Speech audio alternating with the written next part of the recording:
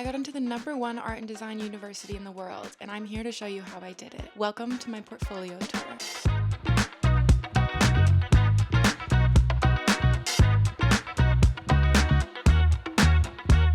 If you've never met me before, hi, my name is Meryl and I go to the Royal College of Art in London. I am a textile artist, I love to travel, and I'm loving making these YouTube videos. Without further ado, let's just get right into my portfolio. So the way the Royal College of Art submission is set up is that you can submit up to 5 different projects of things that you've done, and they can be as many pages as you want. I submitted a shit ton. So we are going to start with stitching earthly scars. So this project was my biggest project that I did in my undergrad. It was a 1-hour-long fashion film. I designed the fashion based on the landscape in the US to talk about the climate crisis. It was divided into 4 sections. We had waterways, forest, grasslands, and desert. And this little portfolio walks us through that entire process. So the cover is just kind of like a mood board based on images I saw on Pinterest that kind of inspired me. And so these were my sketches that I made for the fashion. My first road trip that I did was in 2020 in November and December. And I went around the country, got a lot of inspo, and decided to create this little collection, this 24-look collection that could be divided into 4 little sections of 6 looks each that flowed seamlessly into one another, based on the 4 biomes that I talked about. And then we go into each and every section. So all of these images are from my own field research, as it says. So we start with the desert in this, and then we have the flat lays and the sketches, so you understand my design process and the final looks. And then we have the looks. So as photography was a big part of my artistic practice, I printed a lot of my fabrics. So the photos that I took on my first road trip, printed them onto fabric, made the clothing with that fabric, and then we went back to the locations where I took those photos and filmed in them, and I think that that's really cool. Then we have the forest section, where I'm talking about clear cutting and also forest fires as well. So here are my forest sketches and flat lays. Actually, like right before I submitted this portfolio, I was teaching myself how to use Illustrator. I had never used Illustrator before, no idea how to use it. Watched a couple YouTube tutorials and was able to make these flat lays to show that I kind of had some technical knowledge, even though I had just taught it to myself on YouTube 15 minutes before. Moral of the story, you don't have to be an expert in order to get into the #1 art and design university in the world. They just want you to have cool ideas and to have a vision and to also have a great work ethic and be able to translate your ideas into something. It doesn't have to be perfect. Here are the textiles as well. We got some cool stuff. As you can see, I never did sketches of Ben's looks, because I never got to it. And then I included some film stills from my film so you could understand the story a little bit better. I decided to do like 9 little stills, little screenshots of the film, and then kind of described a little bit of what was happening in each still. I think I love this part of the portfolio personally. Grasslands next. We're talking about agricultural runoff from fertilizers and chemicals, those CAFO farms where there's too many cows sitting in their own poop, and then of course the windmills and renewable energy in the grasslands. Here are some beautiful little sketchy sketches. The windmill vest looks really good in this flat lay, gotta say it. This is what we've got. Oh, don't they look beautiful? Honestly, I kind of slayed this. I gotta say, kind of slayed. And then next we have the waterways. So we are looking at the Gulf region, flooding in Louisiana due to climate change and the levee system. This causing land runoff to go into the sea, oil spills in the Gulf of Mexico, and then trash in our lakes and oceans. So we filmed the waterways.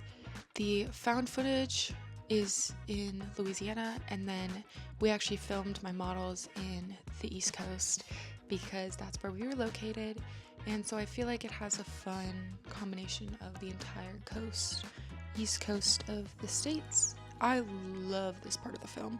Like, this is super eerie and creepy and love.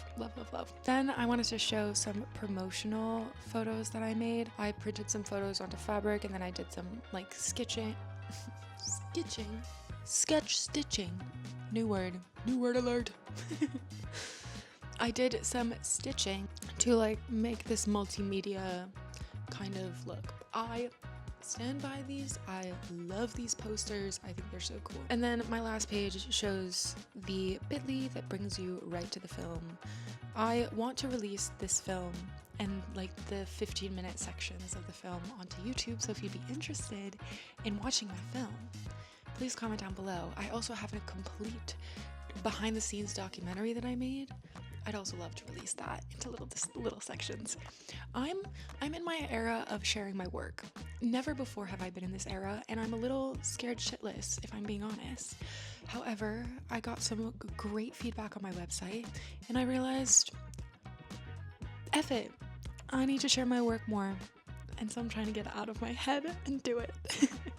That is the first part of the portfolio. Next bit, we're gonna go to my Bali piece. I went on a trip to Asia, and while I was there, I was completely miserable because I was dealing with like a lot of health issues, but I took a lot of photos. Asia was completely different than anything I had ever seen. I had experienced the worst culture shock of my life, worst and best, because I feel like a so much better person after it. But it was such a tumultuous time in my life, and I decided to create a piece of art. Kind of was happy about the piece, like how I wished my experience had went, but also like seeing the good in the experience, because at the end of the day, I'm so glad I went to Asia. I have such love for Asia. I want to go back now that I'm healthy. And so I created this piece. It's kind of a little bit surrealist. It's a mixed media piece. It was my first experience trying to combine photos and textiles in a mixed media piece, and not just as a textile fabric moment, and I'm really proud of it. So this is the piece. We have some cyanotype of a photo of some children that I took in Asia. They were playing in a little pond, and this is what I imagined they saw in their heads when they were playing. We have the cyanotypes. We have some flocking cut out to make the little watery pool waves. We have a lot of hand embroidery on the flowers, and also a lot of beading to create these palm trees. And I wanted to start creating some more like 3D sculptural textile work. So this is me dipping my toes into that. We have some rocks that are a little bit sculpted, and then the kids are sculpted, and then we got like a little bit more texture here. So here's some detail shots. You can see the hand stitching. I hand stitched the background, and I also hand stitched these flowers. You can see the beading. You can also see the beading on the water, which I really love. That was like a last minute addition of them kind of playing in the water, and you could see the ripples. Love that touch. And then this is a little bit of the process. So I show I created this like collage, and then I showed the process of hand stitching all of that, the back of the hand stitching, the negative for the cyanotype printing.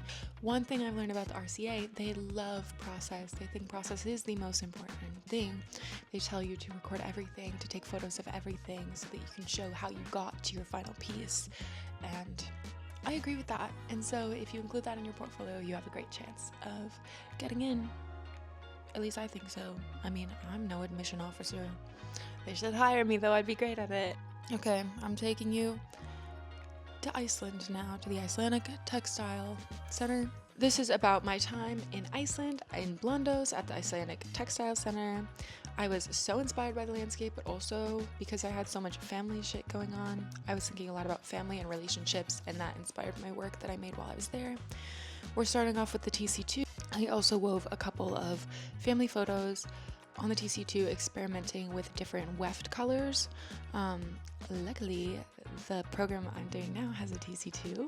I'm excited to play a little bit more, think a little bit outside the box in terms of what jacquard weaving actually looks like, because I think it can be so much more. Then I did some felting. There was an amazing felting machine at the Icelandic Textile Center, and I was obsessed with it. I bought some Icelandic wool, One of the women who runs the center has a bunch of sheep, so she would sell us wool, and I loved it. And then I dyed it with some acid dyes, and then I put them together in some like cloud-like pieces, felted them down, but I didn't felt them too much, so you still had the texture of the wool. And then I did some beading on top of it, and I love this little piece. I think it reminds me of Howl's Moving Castle, you know, Studio Ghibli. That's where I want to live. I want to live on that cloud in that beaded little masterpiece. Then I made a felted piece inspired by this photograph of my grandfather and me from when I was like 2 years old, and I decided to embroider the photo on top of the felted piece. This is maybe one of my favorite pieces I've ever made. I don't know, there's just like something about it that is so sweet. Like it feels like it really captures the feeling that I remember from that time, and I just love it. I just love it. And then I did some tapestry weaving as well. I took some photos from my drone of the river right next to the Icelandic Textile Center where we were staying. And so I took these photos and then I dyed wool based on the colors that I saw in the photo, and then I tapestry wove something that looked like the river. And then I made this glacier piece. This glacier piece I made like right before I submitted this portfolio. And it's not perfect, but it's a cool idea. So I wanted this like hanging sculptural. It wasn't very, the structural integrity of this piece was not there, but it had the energy I wanted. And so this is the piece. I cyanotype printed some glaciers, but like the detail was really lost. Something wasn't really quite working. And then I stuffed them, and then I used some beads to connect them together. But the piece was really heavy, and I didn't have anything that like really held it up. So this piece immediately broke once I was finished. That's the final piece in that portfolio. Now we have the story of when I was in Portugal. So I decided to learn how to embroider rugs while I was in Portugal. So this shows my design process from that. I looked into the history of it, and then I created a couple of different rug designs based on some of the designs that I saw in the Tapestry Museum, as well as in some books that were based on that style of embroidery. Now, normally these rugs are in bright reds and greens, as you saw in some of the previous images, but I really wanted to capture the fact that when a rug decays over years and years, those reds turn blue. Those reds do not stay red forever, and so I really wanted to focus on that color structure, as well as the town of Areolos, where I was. All of the buildings are blue and white, so it felt only fitting to create a rug that was blue and white. And I also wanted to play with this idea of like holes peeking through, of showing like this history. I'm still working on that. This is a work in progress. It's not a finished piece. This is where I got after spending like 3 weeks working on this rug. It doesn't look like much, but I was working 9 to 5. I was going at it. My fingers were tough from poking that needle in and out, but it was really therapeutic. I eventually, a few years maybe, will finally finish this rug. I have one more project to show you. I just felt like I didn't have enough process, and I wanted to show that I was experimenting some more with some different samples. So I decided to create this little exploration of floral fasciation, which is like in nature, sometimes nature glitches, and like seeds do cool things where it kind of creates this thing called fasciation where, yeah, you can see it. I have run out of words apparently, but this is a little bit about what floral fasciation looks like, and this is my little mood board. Love the mood board, actually. I think it's sick. And I started with a base of cyanotype printing. I printed on a bunch of fabric so that I could use this fabric for samples. And here are some of the samples that I made. I wove some of them together and then sewed them in like a flower design. And then I did this like fun wave texture. I was taking a lot of these samples from a book, and I was just practicing and seeing what would come up. So then I did this fun one as well. But then I really liked this one where I like folded the fabric together, and then I cyanotype printed it, and then I ripped the stitches and I kind of embroidered in between to create like these stretching flowers, if you can see what I mean, and like making sure the plants looked stretched, so it kind of mimicked that floral fasciation. Then I played with doing some intarsia knitting. I had not really knit very much before I did this, and I taught myself color work because I'm insane. One thing you should know about me, I'm insane. And I think that this shows it, because who decides after only having knit a scarf, oh yeah, let me just pick up some color work, I could do that. So I created this little graph based on a photo, and I knit it. I decided that I wanted to add a little bit of knit into my portfolio. Then I created I-cords. So I had a little machine that would make I-cords, and then I used the I-cords to create this like graphic textile on top of like a sheer fabric. So it'd be like a sheer dress with like these wrapping cords. I really like this idea. I think that the idea versus what actually came out, not as good, but I think it has potential. That is the final part of my portfolio. If you have any other questions about how I got into the RCA, if you have any questions about what it's like to be going there, I would be happy to answer them. I'm so excited to create more videos based on my experience here. I have been in school for about a month now, and it is truly better than I could have ever imagined. Now, of course, if you want to stay in the know and you want to hear about my experience, you're gonna have to subscribe. I don't make the rules. Comment down below any questions, or if you want to tell me I'm pretty, that's also very acceptable. I'm in my era of fun. Anyways, see you later.